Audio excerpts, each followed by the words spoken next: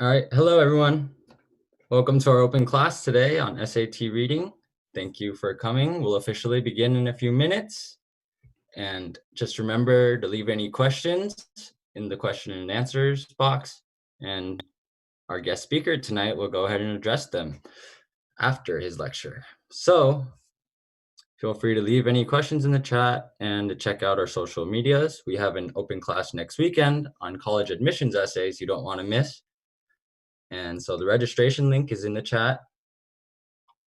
And we also have a few other classes. If you guys were here last week and you remember Alan, he's also starting his own introductory Python programming course. Well, it's about to start actually in 2 days. So make sure to check that out. I'll go ahead and put a link inside of the chat box right now as well.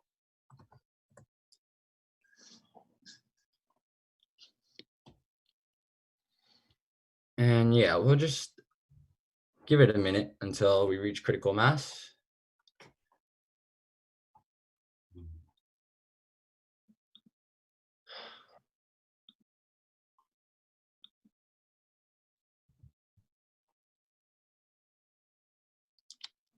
Yeah, don't forget to take notes. We'll be discussing how to understand and approach the reading portion of the SAT intelligently with an extra focus on analyzing historical passages accurately. We'll also be discussing what some of the best students do and some of the worst students do, and also some of the struggles to avoid and the strategies to employ for taking the test at your best. And lastly, we'll wrap up with the Q&A session where Ray will kindly answer your inputted questions.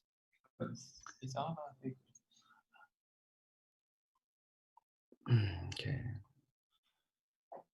So we're at 39.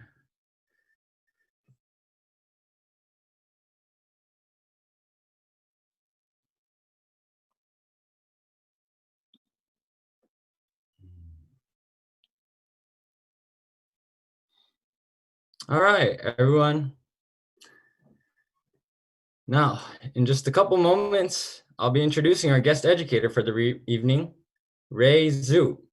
Ray is a former teacher at New Oriental, and he's taught for over 10 years and taken over 20,000 students to get scores of over 1,500 on the SAT, and a lot of them have got 5s on their AP exams.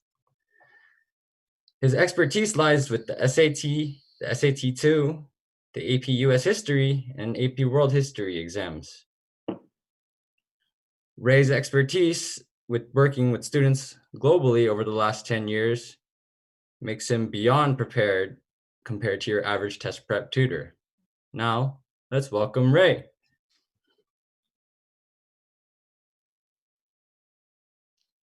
Hi everyone, thank you for joining me tonight. I will give you some lecture about the SAT reading class, and I will mention some strategies about the reading and some other tips and fun facts about the US history.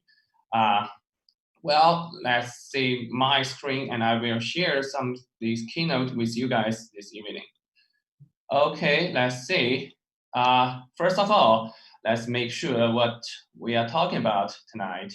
When it comes to the SAT reading, it will have, let's see, look, it will have like 5 passages in 5 minutes and with 52 questions. Oh, well, that actually is a very difficult task for students, especially when you have some trouble with the reading, with your speed. We will go through that in my class, and I will teach you some strategies to cope with this problem. About the types. Actually, there are 4 types of the SAT reading. You can tell the literature, the social science, the science, and most of all, the pinpoint of tonight, history. And well, you can see there's a pair passage, but this pair passage could be random. It could be social science, science, or history, but never gonna be literature. So there are 5 passages. There are 4 types, okay? And of course, the most difficult one could be history. And the second difficult one, personally, I think is literature. Well, and see the skill required according to the official guide of the College Board, that could be comprehensive reading. Well, that's actually the same when it comes to reading. It's actually the skill and ability to summarize the passage, to analyze the details of the readings. But there's another one called evidence-based reading. That one I will highlight tonight.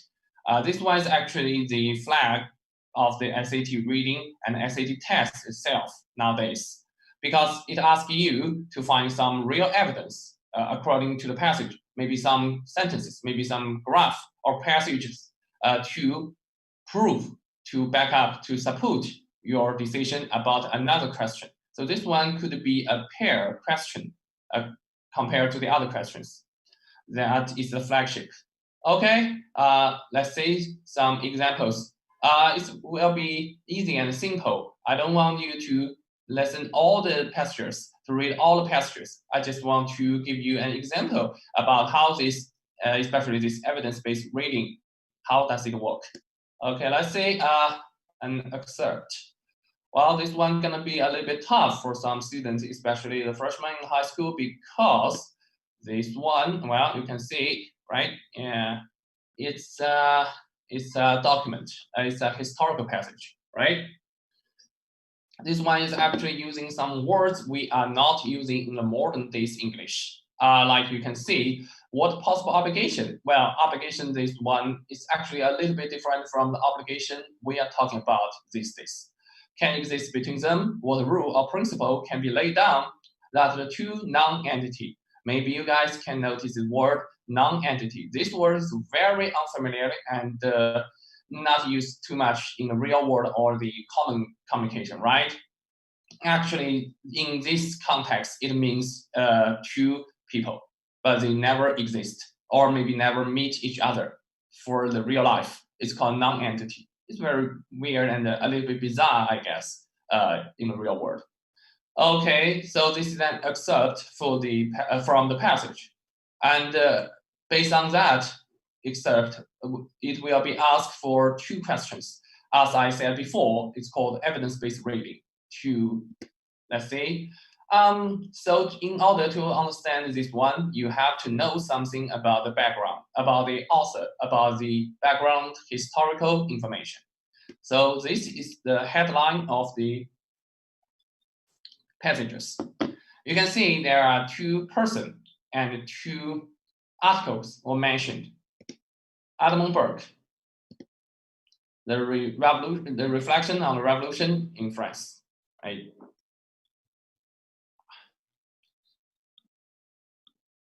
And Thomas Paine. Oh, this one is actually very famous. Some people already took the class of the U.S. history probably know this one better because it's very famous in the U.S. history class. And this one, The Rise of Man, is also a very classic book in U.S. history and the human history. Well, you can see that is the whole passage. That is the whole passage. Well, this is not a too long passage, but clearly, we will see there are two passages, passage 1 and passage 2. The author of passage 1 is Edmund Burke, and Thomas Paine is the author of the passage 2. We can tell it's about like 300 words to 500 words each passage. The passage is not that long, but the words and the grammar and the words in use in the context gonna be very difficult for our people in modern day, because as we see in the excerpt, they are using the words like non-entity or maybe the words obligation in this passage. So it's very hard for some students to understand. So we're gonna have to learn from the background information. Okay, let's see. Okay, that one is Edmund Burke. You will have the image. This one, this gentleman from the Great Britain is actually a member, MP, the member of the Parliament of the House of Commons. Maybe some students will know this concept, right? The House of Commons. It's like the congressman, right? Like the representative. Okay, and that's the book, The Reflection on the Revolution on French. Revolution. And in this, Edmund Burke, in this book, illustrated his opinion about the French Revolution. He personally against this revolution. He thought the revolution dethroned the king Louis XVI is actually wrong. The people have the right to ask for their claims, but do need to kill, do need to destroy the entire system of the French, of the kingdom. He held a very strong opinion that all the social condition, tradition, and custom should be held on for centuries, for generations, from people to the next generation of people. If your father is a king, you should be a prince and grow up into a king. If your father is a blacksmith, you should hold on that legacy from your father. You will be a blacksmith, and if you want to be a better one, that's up to you. But you cannot rise up, kill the king, and become a new king. That will destroy the entire system. Of course, based on modern day social value, he is a conservative, right? And of course, guess what? He's from the party of weak. Okay. And the next one is nowadays we will call him a liberal, Thomas Paine, of course. Actually, he's also a British, but he then became the founding father of the United States, along with Thomas Jefferson, George Washington, and then John Adams. And that is his book, The Rise of the Man. In this book, Thomas Paine strongly against the opinion from Edmund Burke. He states that people have the right to choose their own life and path. Whatever they were born to, they can become whoever they want based on their merit or skills or abilities or learnings. So yeah, Thomas Paine. And maybe some students know the most famous one about Thomas Paine is actually another book called Common Sense. That is the book will irritate the American Revolution in 1776. And maybe some students will read another comments about Thomas Paine come from John Adams. He said, without the pain of Paine, the sword of Washington will wield in vain. So it's actually very critical, this one, for his reading. His reading is very critical for the US Revolution. Okay, so we will see some questions from that passage. Like this one. Okay, we do not see the lines, but it's okay.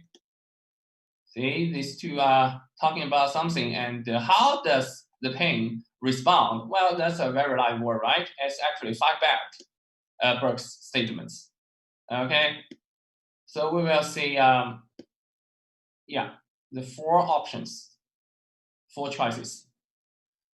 Actually, that one, if you look closely, will compare with my exception earlier. So it's like, look at this one.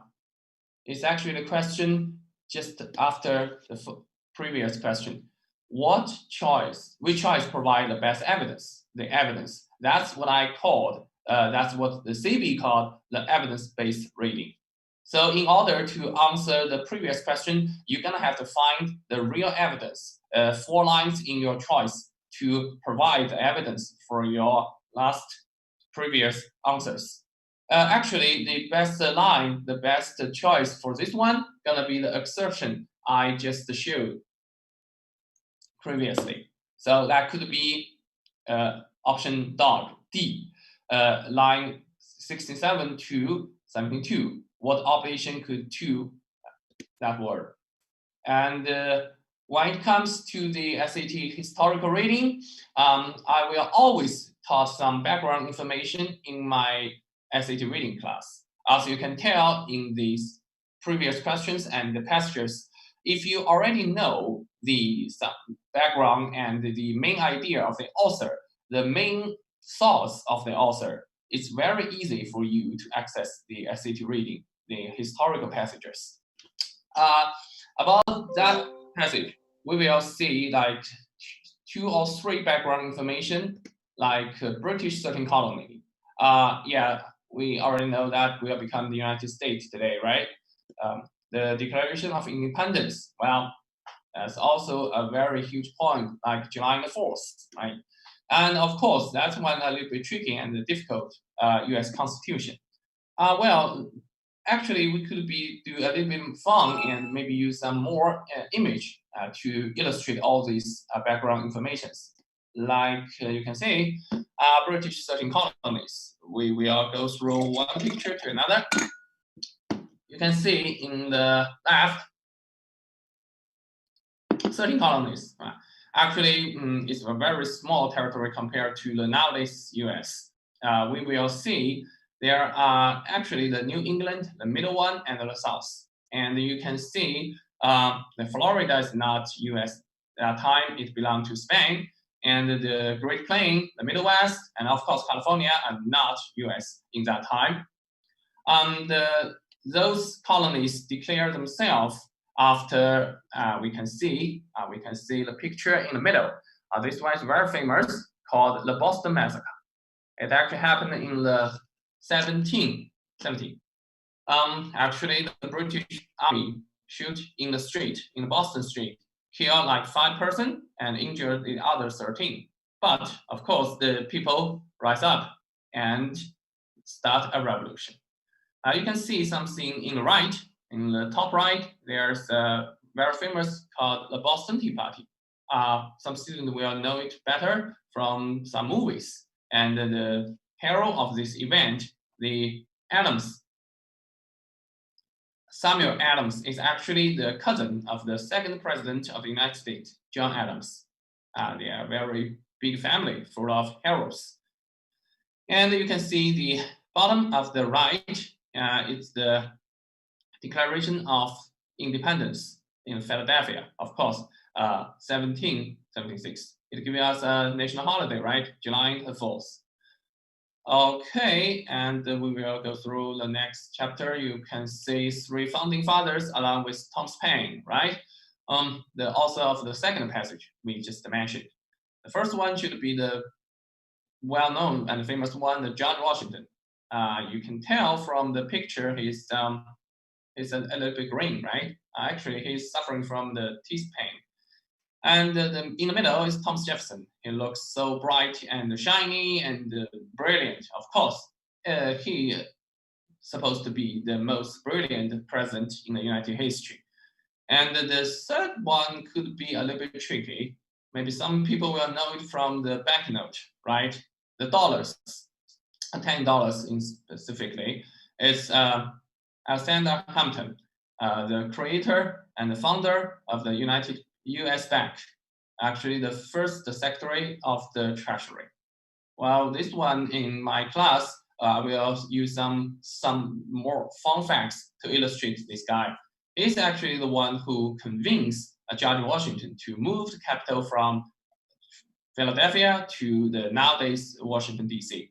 And he's also the founder of the US Bank, and he do a lot of policies to increase and enlarge the US Treasury, both well-informed and both something maybe we call that a little bit evil. And he even started a rebellion in the US territory called Whiskey Rebellion, because he tried to collect some tax from the farmers who use their own weight to make some whiskey. Okay. And this one, like I said, is a little bit difficult and tricky. That's called the 3 branches of government, actually the system of the Constitution. We will go through each one very quickly, like legislative, executive, and judicial. Well, as you can see, this one is actually for kids government. So it will illustrate you and make some easy interpretation, like make laws, carry out laws, and evaluate laws. But we also want to know something about the separation of the powers, the 3 branches, in order to do that. Well, this concept and philosophy is actually from the French. So let's go through one by one quickly. In the very left one, making laws. Actually, the president cannot make the laws in US Constitution. You're gonna have to be a congressman. the House of Representatives, like the Edmund Burke we just mentioned in the author of the Pacific one, is compared to the British, like the House of Commons, and the Senator is like the House of Lords in the British. So, and in the middle, we have the president and his cabinet to carry out laws. And the president, vice president, and all the minister he nominated. And then we have some Supreme Court. Actually, we have some justice to evaluate the laws. That one is very tricky. Until the 1803, there's a very famous case called Marbury v. Madison. After that case, the judicial marshal declared that the Supreme Court had a right called some law unconstitutional. So you can tell the Congress could make the law, the president and his cabinet will carry out laws, and the justice, the Supreme Court, can overrule the laws. That's how, in general, in the most simple way, how the separation of power works under the system of the US Constitution. And maybe some articles, some historical passage in SAT reading will ask you how this constitution works and how does it establish in the very first beginning. So we will, in my own class, I will cover this one as well, the Philadelphia Constitutional Convention to the nowadays US Constitution system. Okay, welcome back to line, Ring. I'll finish mine. Thank you, everyone. Thank you. Ring.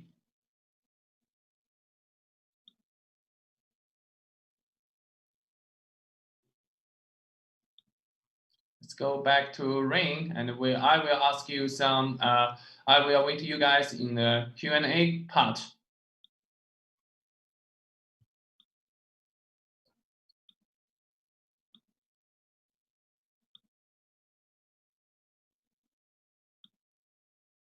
Also, if you want to know, okay, bring yourself back online, Ring. I will wait you all you guys in the Q&A section. Thank you. Thank you, Ray. That was great. And yeah, so we have some questions for you. Would you be willing to answer them right now? Yeah, sure. Okay. Okay. First question is, what resources would you recommend to start building your SAT reading knowledge, as it's commonly known that the SAT reading is very unpredictable with their questioning, right? My personal experience is that if you want to learn SAT, especially for the SAT reading, in the very beginning, from a very young age, you should go through the CBOG. That's the very good start. And if you want to do some extra reading, there is a book list. There's always a book list for the history, for the literature. You can start from there. And I personally will recommend some book list for the US history part, because I'm also a teacher of the history.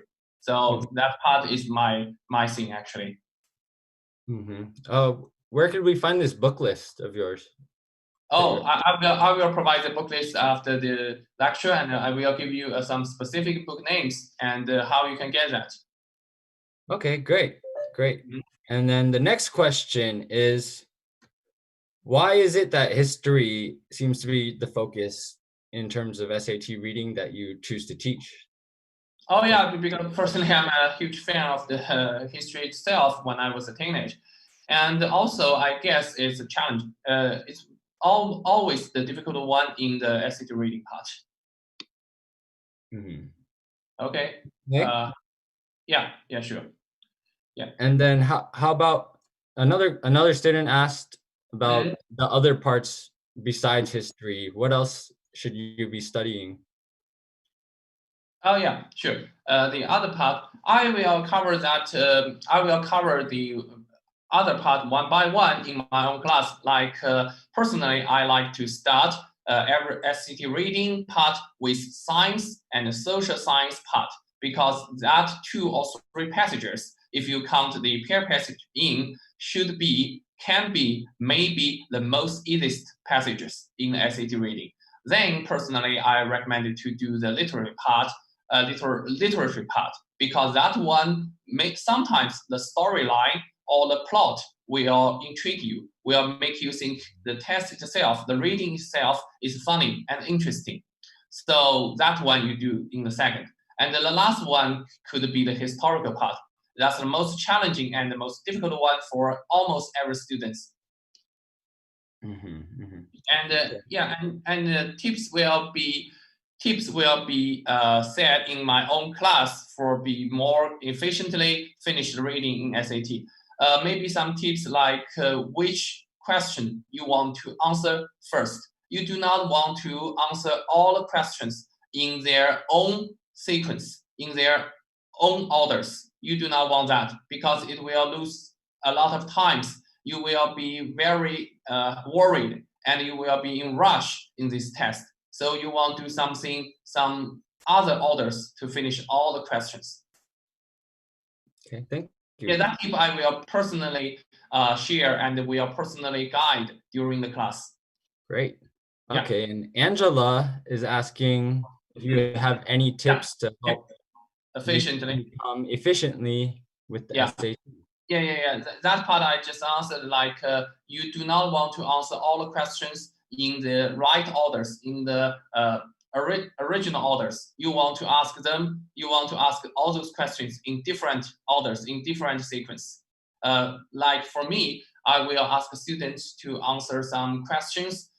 Firstly, in the social and the scientific passages, you want to answer the graph reading question first. Then maybe the vocabulary of the contextualization, and then you go through the main idea question. The last one should be the evidence-based reading, like I illustrated in my PPT. So maybe that's some useful tips. Personally, I will share them and guide them in my own class, of course, and some more tips because it requires some, reading skills and maybe some vocabulary. So I will elaborate them in my own class. And I just give it a summary. It's a brief. Okay. Great. Okay, now Angela also asked, she says, my name is Angela. I have a question for essays.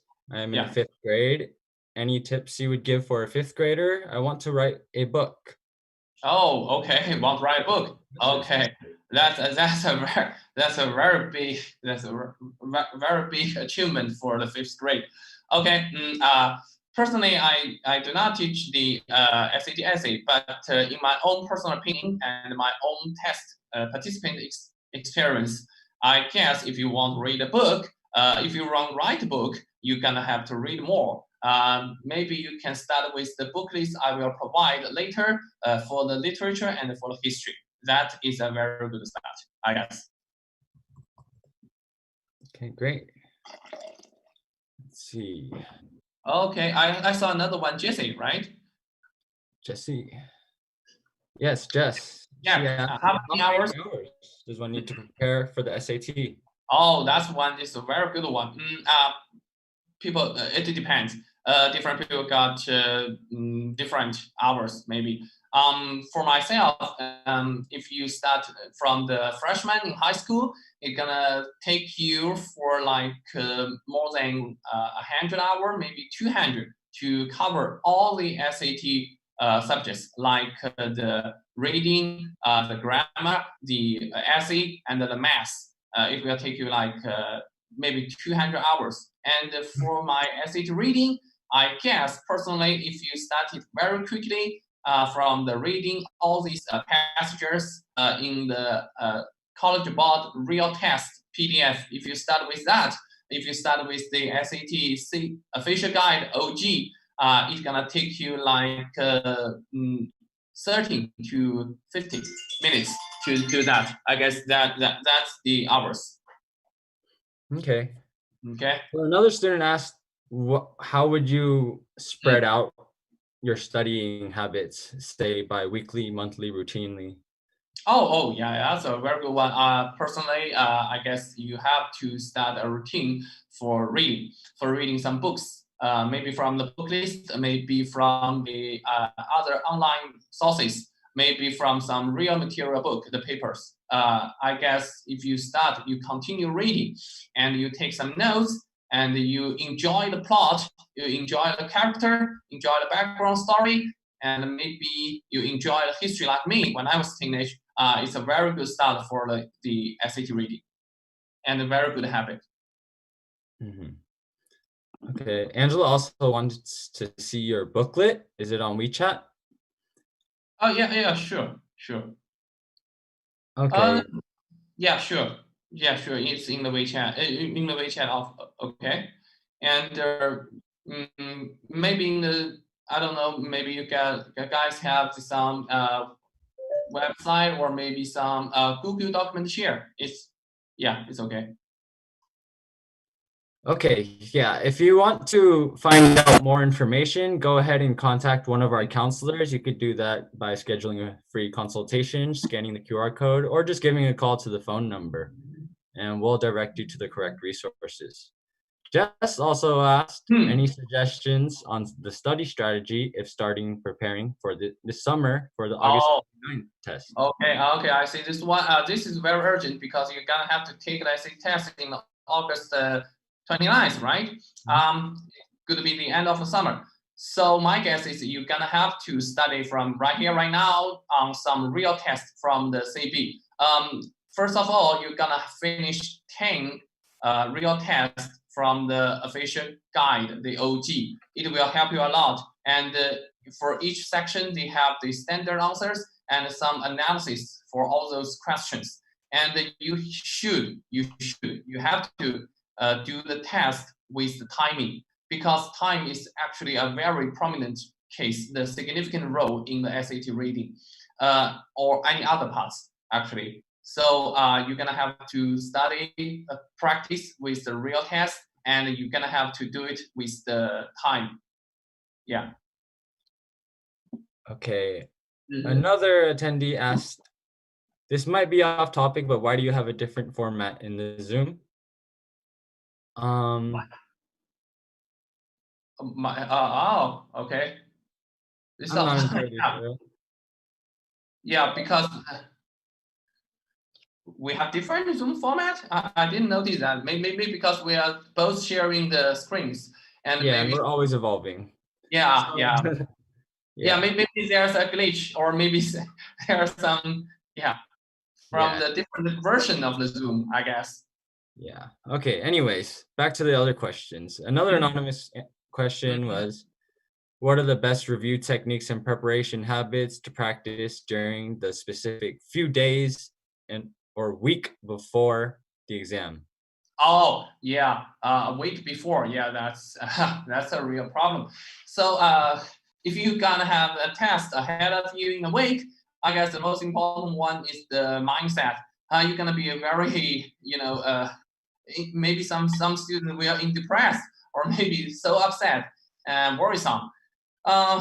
My personal experience, I've seen a lot of students who are very confused and distressed before the test.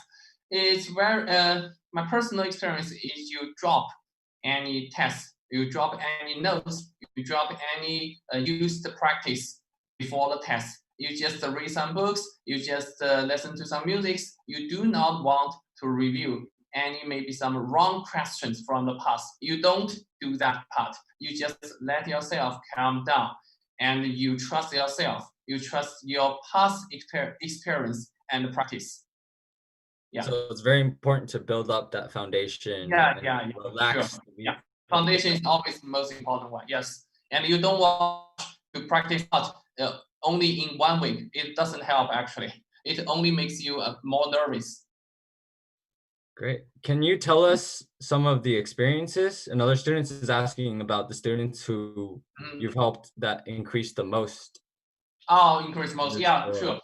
Once I had a student, I guess I believe that she actually she's in the UBC UC Berkeley now, Mhm. and she started with SAT like I guess in the mock test he first scored like 1,200, maybe a little bit more, but not that high because she's very weak at math.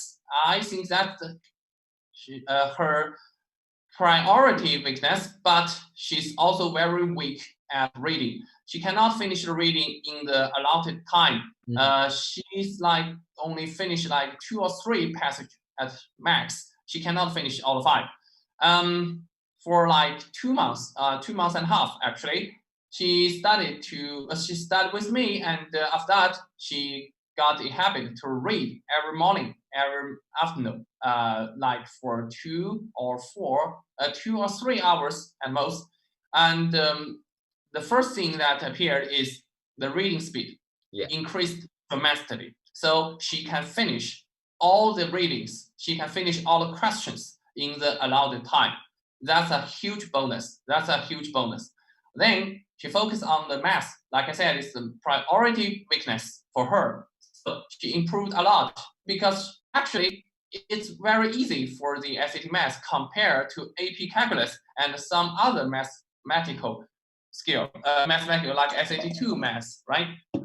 So I guess she's got like 1,400. Let me see, 1,450. Yeah. At the end, it's like 215 increase for the amount of the SAT score. That's huge. Yeah, that's big. That you said 2 to 3 months and 2 months 3 and hours of reading a day. Yeah.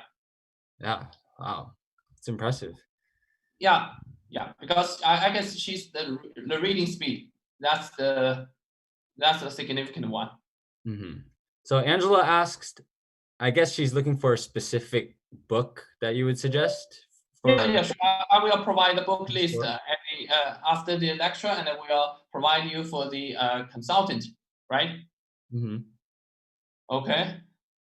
And Sherry Zhuang asked, are there any tips to write a strong and effective essay on the essay test section of the SAT? By the way, Sherry, we're also having a college admissions essay webinar next Saturday, just in case you're interested in that. But yeah, go ahead, Ray. Yeah, sure.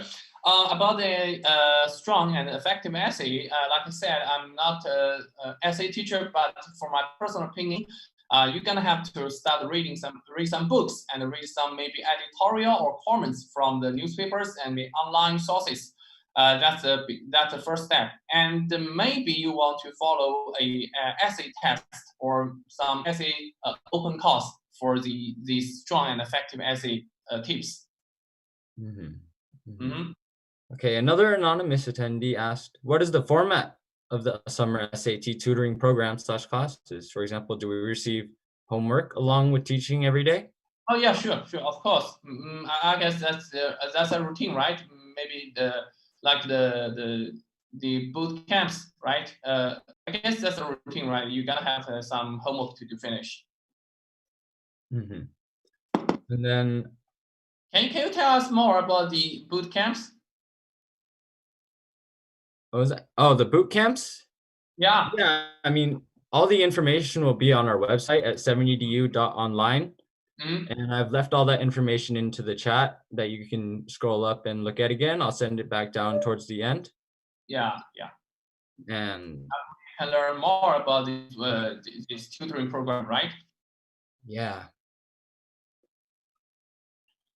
Okay. Okay. So another anonymous attendee asked, can you tell us about a student who worked with you who did not increase their score and what happened? Why? Oh, yeah. Actually, of course, there are some bad examples for all my past students. Maybe what I recall most is some students who do not want to read. The boy actually hate reading. He thought reading is like boring. He cannot feel the plot or the character behind the passage, behind the words. It's very difficult for me. He only want to learn some about the strategics, the hints, or the clues, or maybe some shortcut about how to answer the question effectively. Well, I will show some tips and hints for him. But eventually, if you cannot finish reading, if you cannot do the reading first, you cannot answer all the questions properly. Maybe you can do some evidence-based reading with some tips, with some strategies, but you cannot answer the main idea question. You cannot answer the author's ideas question properly. So I guess that's why he failed at last, because maybe only half of the questions can be coped with can be dealt with strategies, with hints, with tips. A half of the other part of the SAT reading cannot just be dealt with, cannot be just be coped with. So you're gonna have to enjoy the reading itself. I guess that's why he failed eventually. The boy, I remember that he's eventually scored like 1,300 maybe, but he studied with 1,000 and 1,100. So I increased like 200, but still not high enough for him. Yeah, so the routine reading is the most important piece, huh? Yeah. Yeah. Okay, well, another question asked was, how do your top performing students approach the passages? Is there a certain framework that they read the questions and passages with, or a Well, certain mindset or strategy that best strengthens their comprehension and accuracy? oh yeah, sure. Well, still it's only my personal personal experience.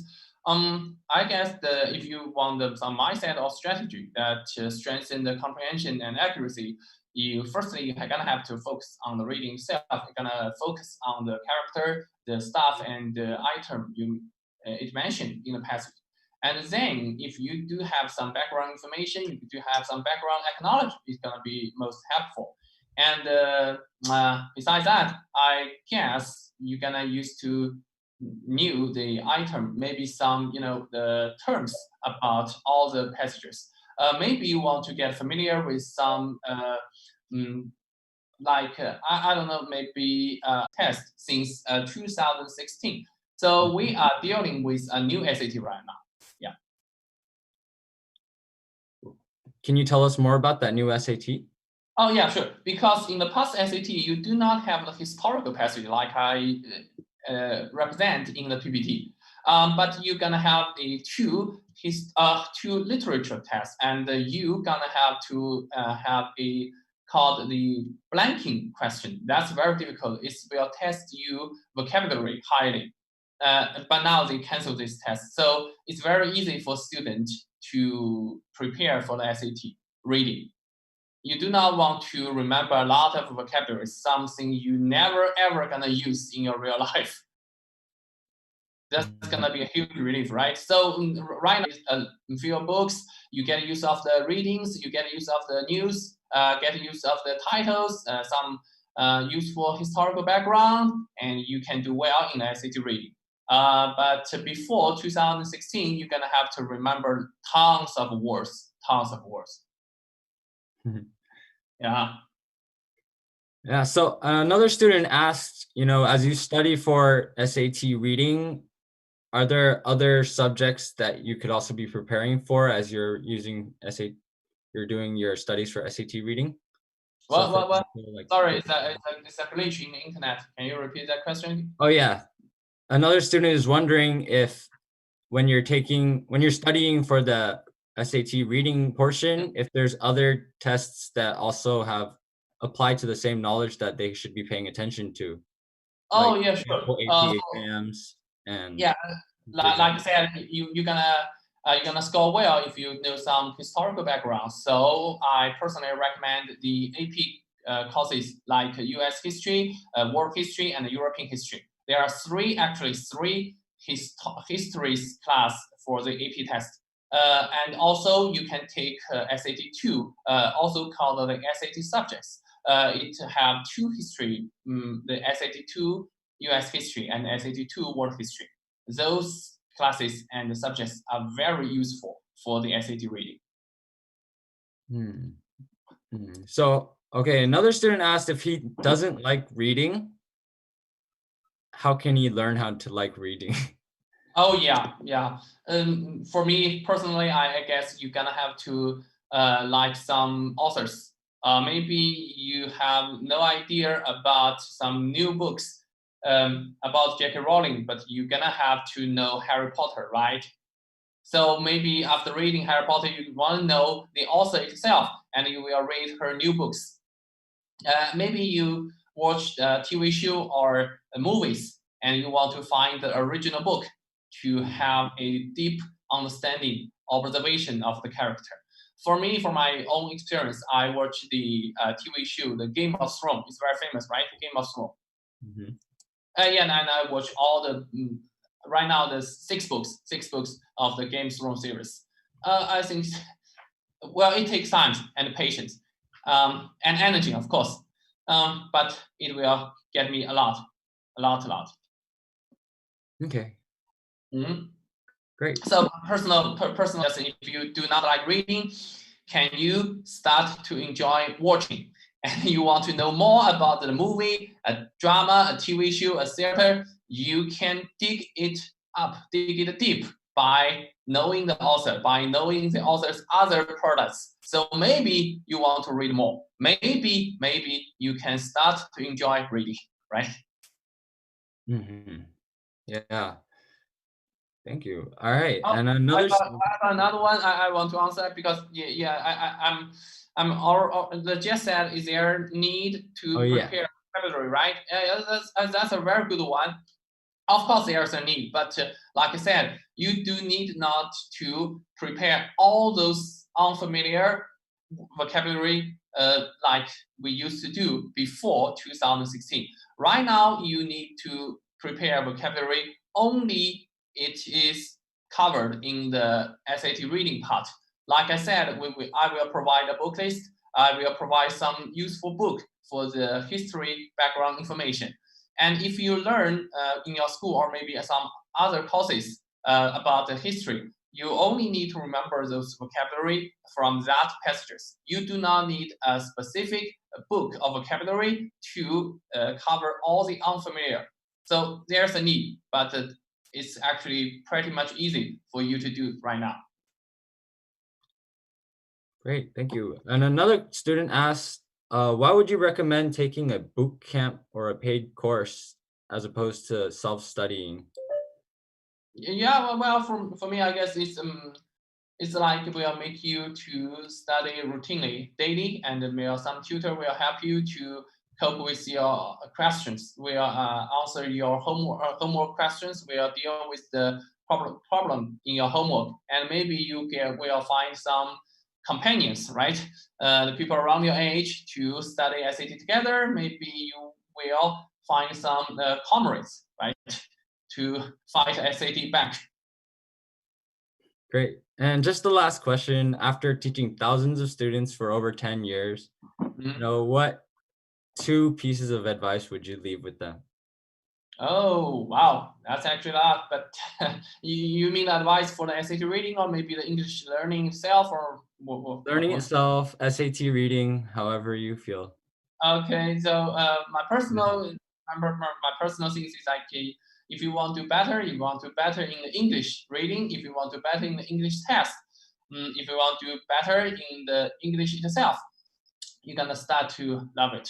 Yeah, you're gonna You're start gonna to say feel it. it, to feel it. Yeah. Yeah. And then the second Okay.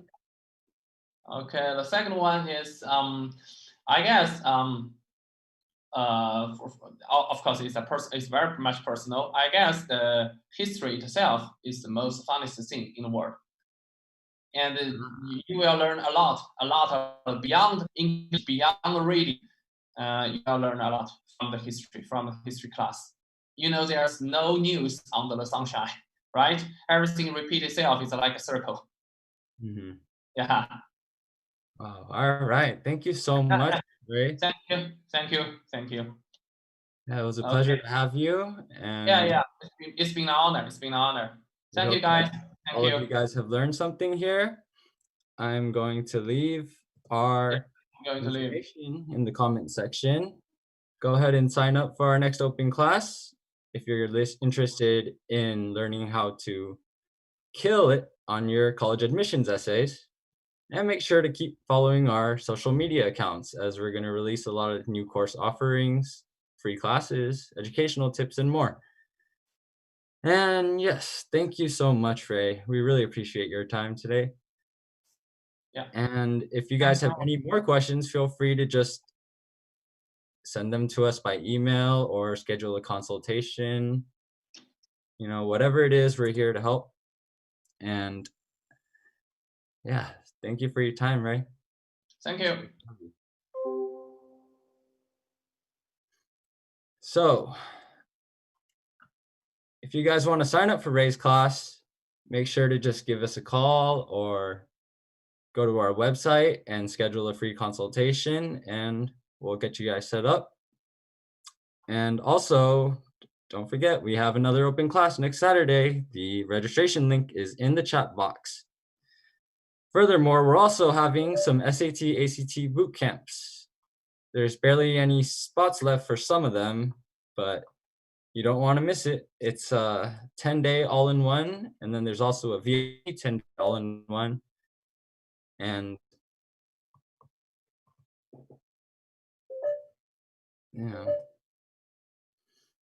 just make sure to check us out. And thank you for joining us today. Have a nice evening.